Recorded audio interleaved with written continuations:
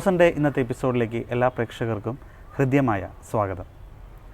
ആത്മീയതയും ശാസ്ത്രവും സാമൂഹിക പ്രതിബദ്ധതയും ഒരുമിച്ച് കൊണ്ടുപോകുന്ന ഒരു സന്യാസിനി ഇന്ന് ചോസനിൽ നമ്മൾ പരിചയപ്പെടുകയാണ്. സിസ്റ്റർ തൻ്റെ ആത്മീയ ജീവിതവും ഒപ്പം തൻ്റെ കണ്ടുപിടുത്തങ്ങളും മറ്റ് വിശേഷങ്ങളുമെല്ലാം ആണ് ഇന്ന് നമ്മളോട് പങ്കുവയ്ക്കുന്നത്.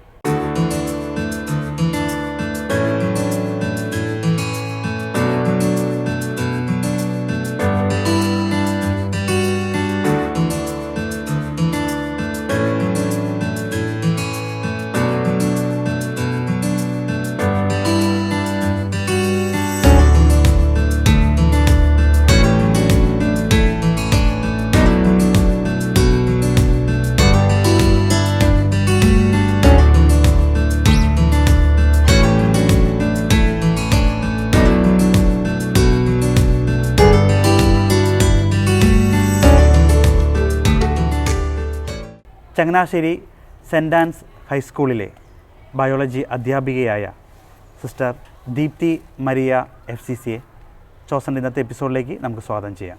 സിസ്റ്റർ സ്വാഗതം. ഈശോമിശിഹായ്ക്ക് സ്തുതിയായിരിക്കട്ടെ. സിസ്റ്റർ നമ്മുടെ പ്രേക്ഷകർക്ക് വേണ്ടി ഒന്ന് പരിചയപ്പെടുത്താമോ?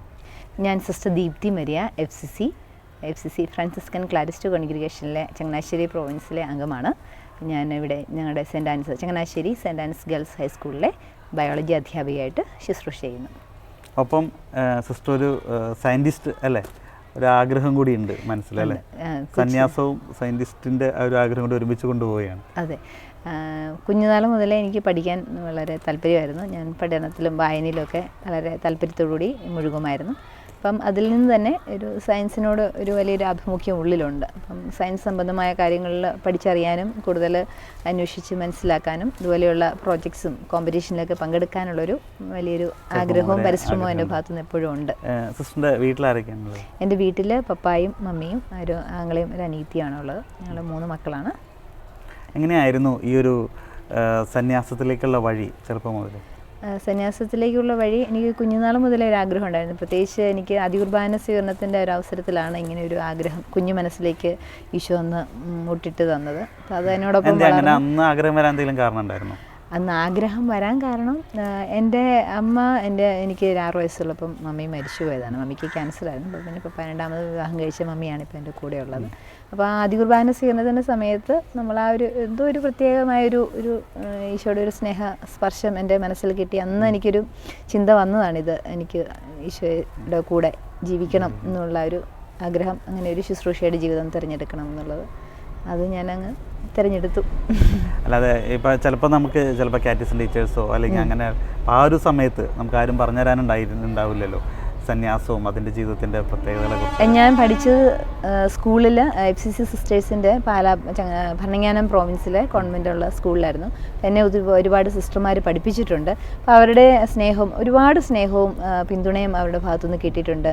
എന്നെ ഒത്തിരി കരുതലോടുകൂടി എപ്പോഴും എപ്പോഴും ചേർത്ത് പിടിക്കുമായിരുന്നു. അപ്പോൾ അതെനിക്കൊരു വലിയ പ്രചോദനമായിരുന്നു, സിസ്റ്റർമാരുടെ ആ ഒരു മാതൃക. അപ്പോൾ പക്ഷേ ഞാൻ വന്നു ചേർന്നത് ചങ്ങനാശ്ശേരി പ്രോവിൻസിലാണ്. പക്ഷേ അവരുടെ ഒരു വലിയ പ്രോത്സാഹനം എപ്പോഴും ഉണ്ടായിരുന്നു. പ്രാർത്ഥനയുടേതും അതുപോലെ തന്നെ പഠനത്തിനാണെങ്കിലും ആത്മീയമായിട്ടുള്ള കാര്യങ്ങൾക്കാണെങ്കിലും എപ്പോഴും അവരെ പ്രോത്സാഹിപ്പിക്കുകയും ചെയ്തിരുന്നു. അതിനുശേഷം ഇപ്പോൾ കുർബാന സ്വീകരണത്തിന് ശേഷം പിന്നീട് എങ്ങനെയായിരുന്നു ഈ വിളി മനസ്സിൽ കൊണ്ട് തന്നെയായിരുന്നു ജീവിതം? ഉണ്ടായിരുന്നു. ഞാൻ എപ്പോഴും എൻ്റെ വീട്ടിലുമൊക്കെ പറയായിരുന്നു ഇങ്ങനെ എനിക്ക് സിസ്റ്ററാകാനാണ് താല്പര്യമെന്ന് പറഞ്ഞ് 10ാം ക്ലാസ്സിന് ശേഷം ഞാൻ കോൺവെൻറ്റിൽ വന്ന് ചേരുകയാണ് ചെയ്തത്. ഈ ചെറുപ്പം മുതലേ പറയുമ്പോൾ വീട്ടിൽ നിന്ന് അവർ എന്തായിരുന്നു? പപ്പായ്ക്കും മമ്മിക്കും അങ്ങനെ താല്പര്യമില്ലായിരുന്നു. പിന്നെ ഞാൻ വാശി പറഞ്ഞു എനിക്കിത് മതി, ഇതാണ് എൻ്റെ ഇഷ്ടം എന്ന് പറഞ്ഞപ്പോൾ ആ ഒരു രീതിയിലേക്ക് പിന്നീട് അവർ എന്നെ അനുവദിക്കുകയായിരുന്നു. അതിനുശേഷം 10ാം ക്ലാസ് കഴിഞ്ഞപ്പോഴാണ് അതല്ലേ? അപ്പോൾ ഇത് തിരഞ്ഞെടുക്കണം, കോൺഗ്രിഗേഷൻ ഏത് സഭ തിരഞ്ഞെടുക്കണം എന്നൊരു ചിന്ത വന്നിരുന്നു? അതിന് പ്രചോദനമായത് എനിക്ക് അൽഫോൻസാമയുടെ വലിയ സ്നേഹമായിരുന്നു. അപ്പോൾ അൽഫോൻസാമയുടെ ഞങ്ങൾ ഭരണങ്ങാനത്ത് പോവുകയും പ്രാർത്ഥിക്കുകയും ചെയ്തു. പിന്നെ എൻ്റെ മമ്മിക്ക് അൽഫോൻസാമയെ വലിയ ഇഷ്ടമായിരുന്നു, എൻ്റെ സ്വന്തം മമ്മിക്ക്. അപ്പം മമ്മി ഇങ്ങനെ കുഞ്ഞിലെ മുതൽ അൽഫോൻസാമയോട് ഇരുത്തി കുഞ്ഞുനാളെ ഇരുത്തി പ്രാർത്ഥിപ്പിക്കുകയൊക്കെ ചെയ്ത്. അപ്പോൾ അങ്ങനെ ഒരു അൽഫോൻസാമയായിട്ടുള്ളൊരു ബന്ധം മനസ്സിൽ കിടന്നതുകൊണ്ട് എനിക്കങ്ങനെ ഏത് കോൺഗ്രിഗേഷൻ എന്നുള്ളൊരു ചോയ്സൊന്നുമില്ല, ഒറ്റ ചോയ്സ് വേണം, അൽഫോൻസാമയുടെ കോൺഗ്രിഗേഷനിൽ ചേരുക എന്നുള്ളത്. അങ്ങനെയായിരുന്നു പിന്നീട് അല്ലേ? എങ്ങനെയായിരുന്നു പിന്നീടുള്ള ഒരുക്ക സമയങ്ങളൊക്കെ? വളരെ ആത്മീയമായിട്ട് ഒരുങ്ങി സന്തോഷത്തോടെയാണ് എൻ്റെ ദൈവവിളിയിലേക്ക് ഞാൻ പ്രവേശിച്ചത്. ഇന്നും വളരെ സന്തോഷത്തോടെ ഈ ഒരു ജീവിതത്തിൻ്റെ മാധുര്യം അനുഭവിച്ചുകൊണ്ട് തന്നെ മുന്നോട്ട് പോകാനായിട്ട് ദൈവം കൃപ തരുന്നു. ഇപ്പോൾ സന്യാസത്തിലേക്ക് പോകുമ്പോൾ ഇപ്പോൾ 10ാം ക്ലാസ്സിന് മുമ്പായാലും എന്തെങ്കിലും അല്ലെങ്കിൽ വേണ്ട ഇതായിരിക്കുമോ എൻ്റെ ഉള്ളിൽ എൻ്റെ ദൈവവിളി അല്ലെങ്കിൽ മറ്റെന്തെങ്കിലും ആയിരിക്കുമോ എന്ന ചിന്തകളൊക്കെ കടന്നു വന്നിരുന്നു? അങ്ങനെ ഒരു കൺഫ്യൂഷൻ ഉണ്ടായിരുന്നില്ല. നമ്മൾ അത് നേരത്തെ മുതലേ ഞാൻ എൻ്റെ മനസ്സിലത് ഫിക്സ് ചെയ്ത് വന്നതുകൊണ്ട് എനിക്കത് തിരഞ്ഞെടുക്കുന്നതിൽ വലിയൊരു കൺഫ്യൂഷനോ അല്ലെങ്കിൽ എന്താ ചെയ്യേണ്ട അങ്ങനെ ഒരു വ്യക്തതയില്ലായ്മയൊന്നും ഫീൽ ചെയ്തിട്ടില്ലായിരുന്നു. അങ്ങനെ ഉണ്ടായിരുന്നില്ല. ഈ ഒരു ഒരുക്കത്തിൻ്റെ സമയങ്ങളിലോ ഇപ്പോൾ സിസ്റ്റർ 10ാം ക്ലാസ്സിൽ വരുന്നു, പിന്നീട് ഒരു നീണ്ട 5-6 വർഷമായിരുന്നല്ലോ. പിന്നീട് ഇവിടെ വന്നതിന് ശേഷമാണ് ഞാൻ എൻ്റെ പഠനങ്ങളും ഒക്കെ ചെയ്യുന്നത്. ഞാൻ അസംഷൻ കോളേജിലും SB കോളേജിലുമായിട്ട് എൻ്റെ ഉപരിപഠനങ്ങളെല്ലാം പൂർത്തിയാക്കിയത്. സിസ്റ്റർ ആയതിനു ശേഷമാണോ? സിസ്റ്റർ ആയതിനു ശേഷം. അതിന് മുമ്പ് സന്യാസം ഞങ്ങൾക്ക് നോവിഷ്യറ്റും മറ്റ് ഫോർമേഷൻ കാലഘട്ടമൊക്കെ ഉണ്ട്. അപ്പോൾ അത് എൻ്റേതായ നീതമായ രീതികളിൽ കാര്യങ്ങളെല്ലാം ചെയ്ത് സന്തോഷിച്ചിട്ടുണ്ട്. അതിനെക്കുറിച്ച് എങ്ങനെയാണ് ഓർക്കുന്നത്? അത് ഏറ്റവും വളരെ സന്തോഷകരമായ ഒരു അനുഭവമാണ്. ഈശോ നമ്മളെ സ്വന്തമാക്കുന്ന ആ ഒരു നിമിഷം എനിക്ക് ഒത്തിരി ദൈവത്തിൻ്റെ പരിപാലനയും സ്നേഹവും എൻ്റെ ഹൃദയത്തിൽ തൊട്ടറിഞ്ഞ് അനുഭവിക്കാൻ സാധിച്ചില്ല. എപ്പോഴും ദൈവവുമായിട്ടുള്ളൊരു ബന്ധം, വളരെ സ്നേഹത്തിൻ്റെ ഒരു ആഴത്തിലുള്ളൊരു ബന്ധം കീപ്പ് ചെയ്യാൻ സാധിച്ചിട്ടുണ്ട്. അപ്പോൾ അതിൽ തന്നെ എൻ്റെ ഏറ്റവും വലിയ ജീവിതത്തിൽ ഏറ്റവും വലിയ സൗഭാഗ്യമായിട്ട് ഞാനതിനെ കാണുകയാണ്. ഈശോടൊത്തുള്ളൊരു ജീവിതം, ഈശോടൊപ്പം ആയിരിക്കുന്നൊരു ജീവിതം, ഈശോയുടെ മക്കൾക്ക് വേണ്ടി ഈശോയോട് ചേർന്ന് ജീവിക്കാനും പ്രവർത്തിക്കാനും സാധിക്കാനുള്ള ഒരു വലിയൊരു വേദിയാണ് എനിക്ക് ഈ സന്യാസ ജീവിതത്തിൻ്റെ ഒരു തെരഞ്ഞെടുപ്പിലൂടെയും എൻ്റെ വ്രതവാഗ്ദാനത്തിലൂടെയും എനിക്ക് ലഭ്യമായത്.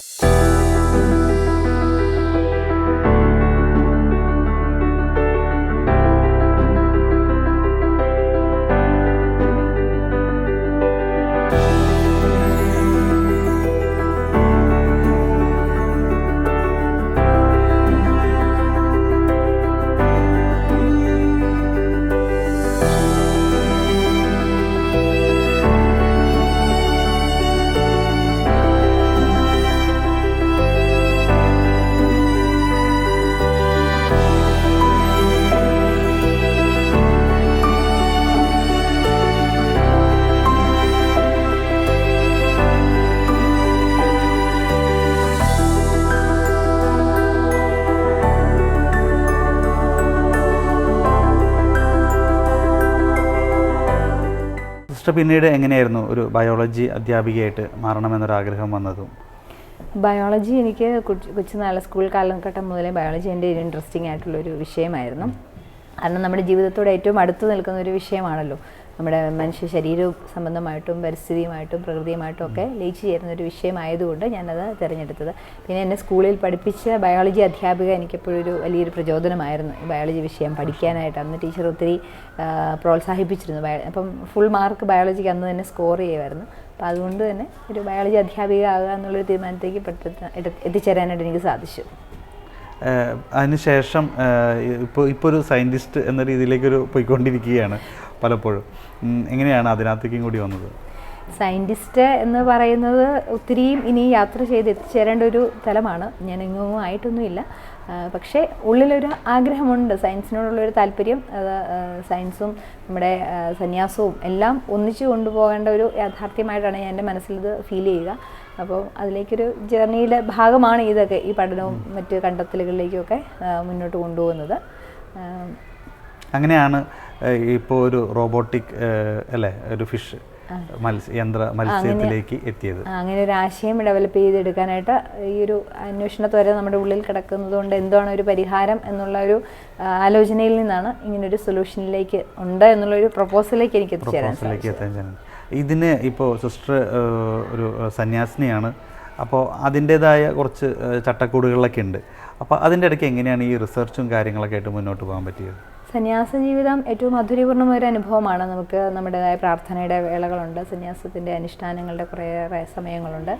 അതും പിന്നെ എൻ്റെ അധ്യാപനം എന്നുള്ള ശുശ്രൂഷ മേഖലയും അതോടൊപ്പം തന്നെ ഈ റിസർച്ചും സയൻസുമായിട്ട് ബന്ധപ്പെട്ട മറ്റു കാര്യങ്ങളും ഒക്കെയും ഒരു മാലയിൽ എങ്ങനെയാണോ മുത്തുമണികൾ ചേർത്ത് കൊണ്ടുപോകുന്നത് അതുപോലെ തന്നെ ചേർത്ത് കൊണ്ടുപോകാൻ ദൈവകൃപയാൽ എനിക്ക് സാധിക്കുന്നു. അത് എല്ലാവരും എന്നോട് ചോദിക്കാറുണ്ട്, ഇങ്ങനെ ഇതെല്ലാം ചെയ്യാൻ പറ്റുന്നു. അത് കൂടാതെ ഒത്തിരിയേറെ അഡീഷണൽ ആയിട്ടുള്ള കാര്യങ്ങൾ ചെയ്യുന്നുണ്ട്. കഴിഞ്ഞ നാളുകൾ വരെയും വേദപാഠം ഒത്തിരിയേറെ കുഞ്ഞുങ്ങൾക്ക്, പ്രത്യേകിച്ച് വിദേശ രാജ്യങ്ങളിലുള്ള കുട്ടികൾക്ക്, നമ്മുടെ ചങ്ങനാശ്ശേരി അതിരൂപതയുടെ ആഭിമുഖ്യത്തിൽ പ്രവാസികളായിട്ടുള്ള കുഞ്ഞുങ്ങൾക്ക്, അത് പല വിദേശ വിദേശ രാജ്യങ്ങൾ, ഇപ്പം UK, ജർമ്മനി, അതുപോലെ തന്നെ ഗൾഫ് കൺട്രീസിലുള്ള എല്ലാവർക്കും ഓൺലൈനായിട്ട് നമ്മൾ ചെയ്യുന്നുണ്ടായിരുന്നു. അത് വലിയൊരു സന്തോഷമായിരുന്നു. കാരണം ഒത്തിരിയേറെ വചനത്തിന് വേണ്ടി ദാഹിക്കുന്ന കുഞ്ഞുങ്ങൾക്ക് അത് കൊടുക്കാൻ സാധിക്കുന്നു. അതോടൊപ്പം തന്നെ ഇവിടെ ഞാൻ സ്കൂളിൽ പഠിപ്പിക്കുന്ന കുട്ടികൾക്ക് ശാസ്ത്രത്തോടുള്ള ആഭിമുഖ്യവും അതോടൊപ്പം തന്നെ മൗലിക ചിന്തകൾ, മൂല്യബോധങ്ങളൊക്കെ പകർന്നു കൊടുക്കാനായിട്ട് സാധിക്കുന്നത് വലിയൊരു സന്തോഷമാണ്. ഈ സമയങ്ങളൊക്കെ എങ്ങനെ ക്രമീകരിച്ചിരുന്നത് ഈ ഒരു റിസർച്ചിൻ്റെ കാര്യങ്ങളൊക്കെ പോകാനും അതുമായി ബന്ധപ്പെട്ടുള്ള കണ്ടുപിടുത്തങ്ങളും അങ്ങനെയുള്ള കാര്യങ്ങൾക്കൊക്കെ വേണ്ടി? ഈ സമയം എനിക്ക് ഏറ്റവും ദാരിദ്ര്യം അനുഭവിക്കുന്ന ഒരു കാര്യം സമയത്തിന് തന്നെയാണ്. എന്നാൽ എൻ്റെ ഒരു സെക്കൻഡ് പോലും പാഴാക്കാതെ ഏറ്റവും മാക്സിമം ഓരോ സെക്കൻഡുകളെയും യൂട്ടിലൈസ് ചെയ്യുന്നത് കൊണ്ടാണ് എനിക്ക് ഈ ഒരു സമയത്തിലേക്ക് ഈ ഒരു കാര്യങ്ങളെ ഫലപ്രദമായിട്ട് ചെയ്തു തീർക്കാൻ സാധിക്കുന്നത്. ഇപ്പോൾ സ്കൂളിൽ വരുന്നുണ്ട്, ഞാൻ ലീവൊന്നും എടുത്തിട്ടില്ല.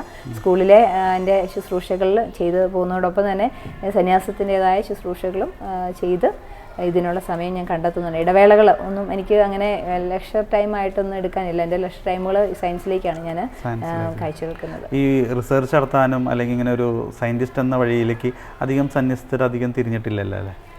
ഉണ്ടോ? അങ്ങനെ ഉണ്ട്, സന്യസ്തർ ഇല്ലാഴികയില്ല. എന്നാലും എനിക്കൊന്ന് അധ്യാപനം അല്ലെങ്കിൽ മറ്റാതൊരു ശുശ്രൂഷ ഈ മേഖലയിലൊക്കെ ഒരുപാട് പേര് പ്രവർത്തിക്കുന്നുണ്ട്. പക്ഷേ ഇത് ഈ രീതിയിലൊരു കണ്ടുപിടുത്തം കാര്യങ്ങളിലേക്കൊക്കെ പോവുക, അതിൻ്റെ ഒരു സ്റ്റാർട്ടിങ് പ്രോസസ്സ് രീതിയിലേക്ക് ആവുക, അല്ലെങ്കിൽ അതിന് പല സർവകലാശാല അംഗീകാരം ലഭിക്കുക, ഇത്തരത്തിൽ നേട്ടങ്ങൾ അല്ലെങ്കിൽ സന്യസ്തർ തിരിയാത്തൊരു മേഖലയും കൂടിയാണ് അല്ലേ? അത് എൻ്റെ ഉള്ളിലുള്ളൊരു ടേസ്റ്റാണ്. ഇതിനോടുള്ളൊരു ആഭിമുഖ്യം ഉള്ളത് കൊണ്ട് ഞാൻ അതിനു വേണ്ടി സമയം കണ്ടെത്തുകയും അതിനുവേണ്ടി എൻ്റെ എഫേർട്ട് എടുക്കുകയും ചെയ്യുന്നതുകൊണ്ടാണ്. ഇതൊരു ആദ്യത്തെ ഒരു തുടക്കവുമാണ് ഈ ഒരു ഐഡിയ എന്ന് പറയുന്നത്. ഒരു ഐഡിയ തലത്തിൽ മാത്രമാണ്, ഡെവലപ്മെൻറ്റ് സ്റ്റേജിൽ മാത്രം നിൽക്കുന്ന ഒരു കാര്യമാണ്. എങ്കിൽ പോലും അതിനെ മുന്നോട്ട് കൊണ്ടുവരാൻ സാധിക്കും, അതൊരു ഫലപ്രദമാക്കി തീർക്കാൻ സാധിക്കും എന്നുള്ളൊരു പ്രതീക്ഷയാണ് എൻ്റെ ഉള്ളിലുള്ള. അധികാരികൾ എങ്ങനെയായിരുന്നു ഇപ്പോൾ ആദ്യമേ ഇങ്ങനെ ഈ രീതിയിലേക്കൊന്ന് തിരിയണം അല്ലെങ്കിൽ എനിക്ക് ഇങ്ങനെ ഒരു പ്ലാൻ ഉണ്ട് എന്നുള്ള അധികാരികളെ അറിയിച്ചപ്പോൾ അവരുടെ ഭാഗത്തു നിന്നുള്ള റെസ്പോൺസ്? അവരുടെ ഭാഗത്തുനിന്ന് പൂർണ്ണമായിട്ടുള്ളൊരു പിന്തുണയാണ് എനിക്ക് ലഭിച്ചത്. എൻ്റെ ഒരു താല്പര്യവും എൻ്റെ ഒരു രീതികളും അറിയാവുന്നത് കൊണ്ട് തന്നെ അവർ എന്നോട് പ്രോത്സാഹിപ്പിച്ചു. ഈ ഒരു കാര്യത്തിന് മുന്നോട്ട് പോകാനും പഠിക്കാനും ഒക്കെയുള്ള അവസരവും അനുവാദവും എനിക്ക് അനുവദിച്ച് നൽകുകയാണ് ഉണ്ടായത്. ഈ സയൻസ് വിഷയം ബയോളജി പഠിപ്പിക്കുന്നു, അപ്പം ഈ ഒരു തരത്തിലേക്ക് മറ്റ് റിസർച്ച് നടത്തുന്നു. ഇത് കുട്ടികളിൽ സിസ്റ്റർ കാര്യങ്ങൾ എങ്ങനെ അവരെയും കൂടി ഈ ഒരു വിഷയത്തിലേക്ക് കൊണ്ടുവരുന്നുണ്ടോ, അല്ലെങ്കിൽ ഇത്തരത്തിൽ ഇനീഷ്യേറ്റീവ് എടുക്കാനായിട്ട്? തീർച്ചയായിട്ടും ഞാൻ എൻ്റെ കുട്ടികളെ ആണ് ആദ്യമേ ഇതിലേക്ക് കൊണ്ടുവന്നത്. ഞാൻ ആദ്യമായിട്ടാണ് കഴിഞ്ഞ വർഷം ഇതുപോലെ ടീച്ചേഴ്സിൻ്റെ പ്രോജക്റ്റിന് പങ്കെടുക്കുന്നത് തന്നെ. മറ്റു വർഷങ്ങളിലൊക്കെ ഞാൻ കുട്ടികളെയാണ് ഒരുക്കുകയാണ്. അത് എല്ലാ വർഷവും തന്നെയും സ്റ്റേറ്റ് ലെവലിൽ വരെ ഇവരെത്തിക്കാനായിട്ട് സാധിച്ചു. കഴിഞ്ഞ വർഷം, അതായത് ഇപ്പോൾ ഞാൻ എൻ്റെ ഈ പ്രോജക്റ്റ് ചെയ്ത അതേ സമയം തന്നെ അറ്റ് എ ടൈം 2 പ്രോജക്റ്റും പിന്നീട് electronics, robotics, internet of things, ഈ 5 പ്രോജക്റ്റുകളാണ് പോയത്. അതിൽ ഇൻ്റർനെറ്റ് ഓഫ് തിങ്സും റോബോട്ടിക്സും പിന്നെ ഇലക്ട്രോണിക്സും ജില്ലയിൽ വരെ പോയി സമ്മാനം നേടുകയുണ്ടായി. മറ്റേത് റിസർച്ച് ടൈപ്പ് പ്രോജക്റ്റ് 2 കുട്ടികളെ, എൻ്റെ ക്ലാസ്സിൽ നിന്ന് 2 കുട്ടികളെ ഞാൻ സെലക്ട് ചെയ്ത് അത് ഞാൻ ചെയ്തതും പരിസ്ഥിതിയുമായിട്ട് ബന്ധപ്പെട്ട ഒരു പ്രശ്നം തന്നെയാണ്. നമ്മളിന്ന് അഭിമുഖീകരിക്കുന്ന, പ്രത്യേകിച്ച് ഈ ആലപ്പുഴ സൈഡിലേക്കൊക്കെ വരുമ്പോൾ ഈ കായലുകളിലൊക്കെ പടർന്നു കിടക്കുന്ന ആഫ്രിക്കൻ പായൽ, സാൽവീനിയ മൊളസ്റ്റ എന്ന് പറയുന്നൊരു പായലുണ്ട്. അപ്പോൾ അത് കർഷകർക്കും മറ്റ് ജലജീവികൾക്കും ഒത്തിരിയേറെ ദൂഷ്യം ചെയ്യുന്നൊരു വസ്തുവാണ്. അപ്പോൾ അതും ഇതുപോലെ കളക്ട് ചെയ്ത് അതിനെ നമുക്ക് കർഷകർക്ക് ഏറ്റവും ആശ്വാസകരമാകുന്ന ഒരു വെർമി കമ്പോസ്റ്റ് നിർമ്മാണ യൂണിറ്റാണ് ഞങ്ങൾ ഡിസൈൻ ചെയ്തതും ആ ഒരു പ്രോജക്റ്റാണ് അവതരിപ്പിച്ചത്. അത് സംസ്ഥാന തലത്തിൽ ശാസ്ത്രമേളയിൽ എൻ്റെ കുട്ടികൾ 3ാം സ്ഥാനം കരസ്ഥമാക്കുകയും ചെയ്തു. അതും വലിയൊരു അഭിമാനത്തിൻ്റെ നിമിഷമാണ്. കാരണം ഞാൻ തന്നെയല്ല, എൻ്റെ കൂടെയുള്ള എൻ്റെ കുഞ്ഞുങ്ങളെ ഇതുപോലെ ശാസ്ത്രത്തോടും മറ്റ് കാര്യങ്ങളിലേക്ക് ആഭിമുഖ്യമുള്ളവരാക്കി വളർത്തി അവരിലെ പ്രതിഭകളെ പുറത്തെടുക്കാനുള്ളൊരു ശ്രമവും എൻ്റെ ഭാഗത്തു നിന്ന് എപ്പോഴും ഉണ്ടാകും. അവരെയാണ് ഞാൻ പൂർണ്ണമായിട്ട് സപ്പോർട്ട് ചെയ്യുന്നത്. പിന്നെയും ഞാൻ ഇങ്ങനെയൊക്കെ ചെയ്യുമ്പോഴും ഞാൻ എൻ്റെ കുട്ടികളോട് പറയും, നിങ്ങൾക്കും ഞാനൊരു കാര്യം മാതൃക ഒന്ന് കാണിച്ചു തരികയാണ്. ഇങ്ങനെയൊക്കെ നമുക്ക് ചെയ്ത് കൂടുതൽ സയൻറ്റിഫിക് ആയിട്ടുള്ള കാര്യങ്ങളിലേക്കൊക്കെ നമ്മുടെ ഒരു താല്പര്യം മുന്നോട്ട് കൊണ്ടുപോകണം എന്നുള്ളൊരു പ്രചോദനം കൂടി അവർക്ക് നൽകാൻ ശ്രമിക്കുന്നുണ്ട്. ഇപ്പോൾ ഈ ഒരു കാര്യം കഴിഞ്ഞ് ഇനി എന്തെങ്കിലും ഭാവിയിൽ വേറെ പ്രധാന ലക്ഷ്യങ്ങളുണ്ടോ? ഇപ്പോൾ ഇത് കഴിഞ്ഞിട്ടില്ല, ഇതിൻ്റെ പ്രവർത്തനം നടന്നുകൊണ്ടിരിക്കുകയാണ്. ഞാൻ പാലാ അൽഫോൻസ കോളേജിൽ എൻ്റെ റിസർച്ച് നടന്നുകൊണ്ടിരിക്കുകയാണ്. ഡോക്ടർ സിമി മോൾ സെബാസ്റ്റ്യാണ് എൻ്റെ റിസർച്ച് ഗൈഡ്. MG യൂണിവേഴ്സിറ്റിയുടെ അണ്ടറിലാണ് ഞാൻ ചെയ്യുന്നത്. അപ്പം ആ റിസർച്ചിൻ്റെ ഒരു ഭാഗം മാത്രമേ ഞാനിതിപ്പം ആയിട്ടുള്ളൂ. ഇനി എൻ്റെ ഇടിയും കിടക്കുകയാണ്, എൻ്റെ ഹാർട്ടായിട്ടുള്ള ഭാഗങ്ങൾ മുഴുവനും കിടക്കുന്നില്ല. എനിക്ക് ഇനി ഒത്തിരിയേറെ ദൂരം താണ്ടേണ്ടിയിരിക്കുന്നു. പിന്നെ എൻ്റെ ഗൈഡ് സിമി മിസ്സിൻ്റെയും കോളേജിൻ്റെയും ഒക്കെ വലിയ സപ്പോർട്ടുണ്ട്. അപ്പോൾ അതിൻ്റെ ഒരു ഇതിലാണ് മുന്നോട്ട് പോകുന്നത്. അപ്പം ഇനിയും വർക്കുകൾ നടന്നുകൊണ്ടിരിക്കുകയാണ് ഇപ്പോഴും. ഇനിയും അത് മുന്നോട്ട് കൊണ്ടുപോകേണ്ടിയിരിക്കുന്നു. അത് പൂർത്തിയാക്കിയിട്ടാണ് മറ്റ് ഇതിനകത്ത് ഇങ്ങനെ കിടക്കുന്നുള്ളൂ, അങ്ങനെയുണ്ടോ? അല്ലെങ്കിൽ വേറെ എന്തെങ്കിലും ആശയങ്ങൾ ഇപ്പോഴേ മനസ്സിലുണ്ടോ? ഞാൻ പറഞ്ഞല്ലോ ഇതിപ്പം മൈക്രോ പ്ലാസ്റ്റിക്സിൻ്റെ ആ ഒരു ഫസ്റ്റ് സ്റ്റേജിൽ തന്നെ നമ്മളിങ്ങനെ വന്നപ്പോഴാണ് എനിക്ക് ഇങ്ങനെ ഒരു ആശയം എൻ്റെ മനസ്സിൽ ഉടലെടുത്തത്, ഇങ്ങനെ ഒരു പരിഹാരം എന്ന നിലയിൽ. ഞാൻ ആദ്യം മുതലേ ആലോചിക്കുന്നുണ്ട് ഞാനിപ്പം പ്രധാനമായിട്ടും ഇങ്ങനെയുള്ള വസ്തുക്കളിലുള്ള ഇതിൻ്റെ സാന്നിധ്യം എത്രമാത്രമുള്ള അനാലിസിസാണ് ആദ്യമായി ഇപ്പോൾ ചെയ്യുന്നത്. അപ്പോൾ അനാലിസിസ് ചെയ്തതുകൊണ്ട് മാത്രം കാര്യമില്ലല്ലോ, എന്തെങ്കിലും ഒരു സൊല്യൂഷൻ, ക്രിയേറ്റീവായിട്ടുള്ളൊരു സൊല്യൂഷൻ സജസ്റ്റ് ചെയ്യാൻ പറ്റിയെങ്കിലല്ലേ അതിന് പ്രാധാന്യം ഉണ്ടാകൂ എന്ന് ചിന്തിച്ചാണ് ഈ ഒരു സൊല്യൂഷനിലേക്ക് എത്തിച്ചേർന്നത്. സെയിൻറ് ആൻസ് ഗേൾസ് ഹൈസ്കൂളിനെ സംബന്ധിച്ചിടത്തോളം ഇത് വളരെ സന്തോഷത്തിൻ്റെ ഒരു നിമിഷങ്ങളാണ്. കാരണം സിസ്റ്റർ ദീപ്തി മരിയ ഞങ്ങളുടെ ഒരു ബയോളജി അധ്യാപികയാണ്. ഹൈസ്കൂളിലാണ് ഇപ്പോൾ ടീച്ചർ പഠിപ്പിച്ചുകൊണ്ടിരിക്കുന്നത്. സിസ്റ്ററിനെ സംബന്ധിച്ചിടത്തോളം സിസ്റ്റർ എനിക്ക് തോന്നുന്നത് സബ് ജില്ല, ജില്ല, സ്റ്റേറ്റ്, വീണ്ടും സദേൺ സ്റ്റേറ്റിലേക്ക് സിസ്റ്ററിൻ്റെ ഈ ഒരു പ്രോജക്റ്റിൻ്റെ വിഷയം സെലക്ട് ചെയ്യപ്പെട്ടു. അതായത് നല്ല വായനയും പുതിയ പുതിയ കാര്യങ്ങളിലേക്ക് ഒരു അന്വേഷണത്വരയും ഉള്ള ഒരു സിസ്റ്ററാണ്. അതിലുപരി എനിക്ക് തോന്നുന്നത് ഫ്രാൻസിസ്കൻ ക്ലാരിസ്റ്റ് കോൺഗ്രിഗേഷനിൽ അംഗമായിരിക്കുമ്പോൾ വിശുദ്ധ ഫ്രാൻസിസ് അസീസിയുടെ ചിന്താധാരകളോട്, അതായത് എനിക്ക് തോന്നുന്നത് ഫ്രാൻസിസ് പ്രകൃതിയെ സംരക്ഷിക്കുന്ന, പ്രകൃതിയുടെ സംരക്ഷണത്തിന് വേണ്ടി പ്രകൃതി ഗായകൻ എന്നൊക്കെ അറിയപ്പെടുന്ന വിശുദ്ധ ഫ്രാൻസിസ് അസീസിയുടെ മക്കളായ ഞങ്ങളെ സംബന്ധിച്ചിടത്തോളം, അല്ലെങ്കിൽ സിസ്റ്റർ ദീപ്തി മരിയ FCCയുടെ അംഗമായിരിക്കുമ്പോൾ പ്രകൃതിയെ എങ്ങനെ സംരക്ഷിക്കാം എന്നുള്ള ഒരു വിഷയത്തിലേക്ക് തൻ്റെ ഗവേഷണം തിരിക്കുമ്പോൾ അതിലും വലിയ ഒരു അഭിമാനമുണ്ട്. ചങ്ങനാശ്ശേരി സെയിൻറ് ആൻസ് ഗേൾസ് ഹൈസ്കൂളിലെ ഈ അധ്യാപകരുടെ വിഭാഗത്തിലുള്ള മത്സരത്തിലാണ് പങ്കെടുത്ത സിസ്റ്റർ വിജയം നേടിയത്. അതോടൊപ്പം തന്നെ കുട്ടികളെയും ഈ രംഗത്ത് പരിശീലിപ്പിക്കാം. കുട്ടികളുടെ പ്രോജക്റ്റ് വിഷയങ്ങളിൽ അവരെയും സബ് ജില്ല, ജില്ല, സ്റ്റേറ്റ് തലം വരെ സിസ്റ്റർ കൊണ്ടുപോവുകയുണ്ടായി. അപ്പോൾ സെയിൻറ് ആൻസ് സ്കൂളിനെ സംബന്ധിച്ചിടത്തോളം, ഫ്രാൻസിസ്കൻ ക്ലാരസ് സഭയെ സംബന്ധിച്ചിടത്തോളം ഞങ്ങൾക്കെല്ലാം വളരെ സന്തോഷത്തിൻ്റെ ദിനങ്ങളായിട്ടാണ് ഇത് അനുഭവവേദ്യമാകുന്നത്. സിസ്റ്റർ ഞങ്ങളിപ്പോൾ ഇങ്ങനെ ഈ ഒരു അഭിമുഖത്തിൽ ഞങ്ങൾ ചിന്തിക്കുകയായിരുന്നു.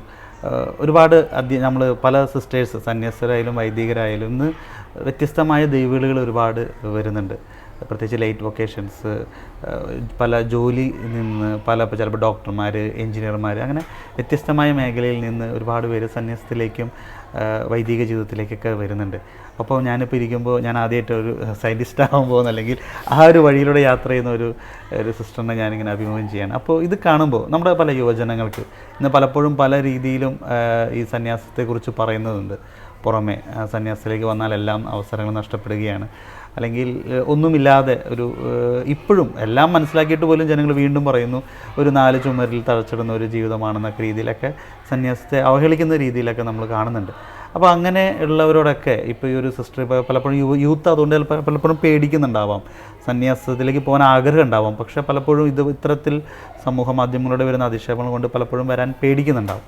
അപ്പം അങ്ങനെയുള്ള പല ആഗ്രഹിക്കുന്ന യുവജനങ്ങൾക്ക് സിസ്റ്ററിന് പറയാൻ എന്താണുള്ളത്?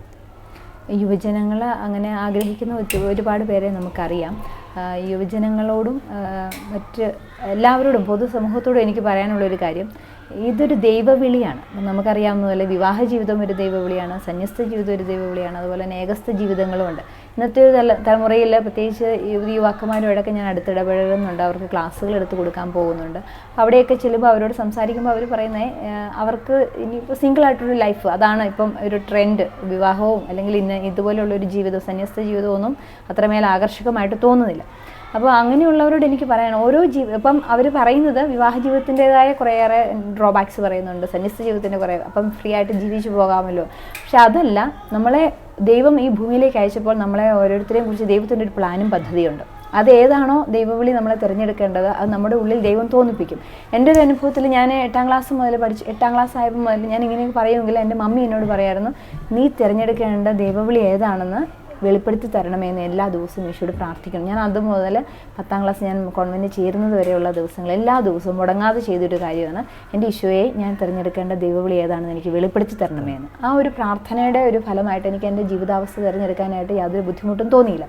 പിന്നെ കുടുംബജീവിതത്തിലേക്ക് പറയുമ്പോൾ അതൊരു ദൈവവിളിയാണ്. അപ്പോൾ ഇന്ന് കുട്ടികൾ വിവാഹ ജീവിതത്തിലേക്ക് കടന്നു വരാൻ പഠിക്കുന്നുണ്ട്, അതിൻ്റെ ബുദ്ധിമുട്ട്. അപ്പോൾ ഇപ്പം ഞാൻ സന്യസ്ത ജീവിതത്തിലായിരിക്കുമ്പം അതിൻ്റേതായ ഒരുപാട് നന്മകളും സൗന്ദര്യവും ഉണ്ട്, അതിൻ്റേതായ കുറച്ച് ഇടുങ്ങിയ ചില വശങ്ങളും ഉണ്ട്. മീൻസ് ഏതൊരു ജീവിതാവസ്ഥയ്ക്കും അതിൻ്റേതായ പോസിറ്റീവ്സും നെഗറ്റീവ്സും ഉണ്ട്. അങ്ങനെ അതിനെ നമ്മൾ മനസ്സിലാക്കുന്നുള്ളൂ. അപ്പം അതുകൊണ്ട് തന്നെ ഈ ഒരു ജീവിതം 4 ചുമരുകൾക്കിടയിൽ മാത്രം ഒതുങ്ങപ്പെടുന്ന ഒന്നല്ല, അത് വിശാലമാണ്. കാരണം ദൈവത്തോട് ചേർന്നുള്ളൊരു ജീവിതമാകുമ്പം ദൈവത്തിൻ്റെ സ്നേഹം സാർവത്രികമായിരിക്കുന്നത് പോലെ തന്നെ നമ്മുടെ ഹൃദയവും സാർവത്രികമായിട്ടുള്ളൊരു സ്നേഹത്താൽ നിറയപ്പെടുകയും എല്ലാ ജീവികളെയും മനുഷ്യ വ്യക്തികളെയും എല്ലാവരെയും സർവ്വജീവജാലങ്ങളെയും നമുക്ക് ഒരു ഒരുമയോടെ സ്നേഹത്തോടെ കണ്ട് അവരോടുള്ളൊരു വാത്സല്യവും സ്നേഹവും മനസ്സിൽ സൂക്ഷിച്ചുകൊണ്ട് തന്നെ പോകാൻ ഒരു സ്വാതന്ത്ര്യത്തിൻ്റെ ഒരു ജീവിതമാണിത്. നമുക്ക് ഏറെ നമ്മുടെ ഉള്ളിലുള്ള കഴിവുകൾ, ദൈവം നമുക്ക് നൽകിയിരിക്കുന്ന താലന്തുകൾ, അത് നമ്മുടെ ഒരു തീരുമാനമാണ്. അത് എന്തുമാത്രം നമ്മളെടുത്ത് അതിനുവേണ്ടി എഫേർട്ട് എടുക്കുക, നമ്മൾ എത്രമാത്രം പരിശ്രമിക്കുന്നു അത്രമാത്രം നമുക്ക് അതിൻ്റെ റിസൾട്ടും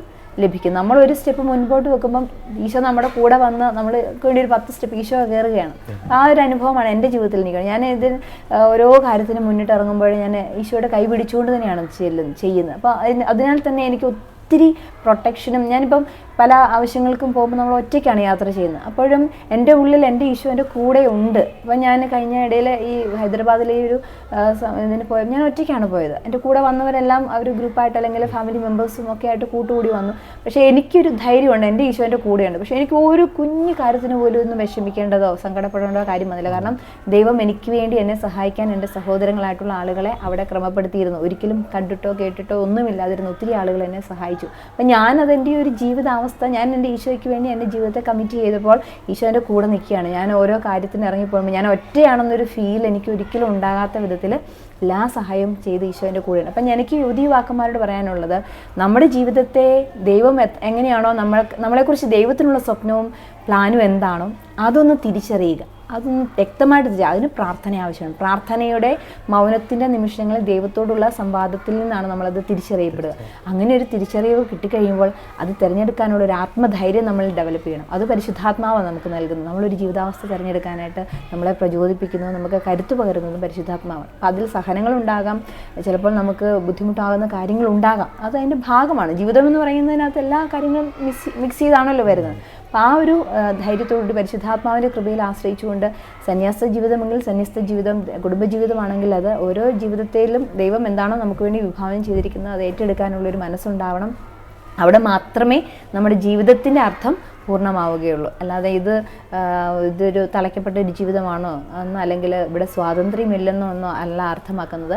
ഒരു കുടുംബജീവിതത്തിൽ കിട്ടുന്നതിനേക്കാളും വലിയ സ്വാതന്ത്ര്യം എനിക്ക് എൻ്റെ സന്യാസ ജീവിതത്തിൽ ലഭിക്കുന്നുണ്ട്. എൻ്റെ പ്രാർത്ഥനാ ജീവിതത്തിനും അതോടൊപ്പം തന്നെ ആത്മീയ ജീവിതത്തിനും എൻ്റെ ഇതുപോലെയുള്ള അധ്യാപന ജീവിതത്തിലും അതുപോലെ ശാസ്ത്രപരമായിട്ടുള്ള യാത്രയിലും ഒക്കെയും അത് ആ ഒരു സ്വാതന്ത്ര്യവും സപ്പോർട്ടും എനിക്ക് ലഭ്യമാകുന്നുണ്ട്.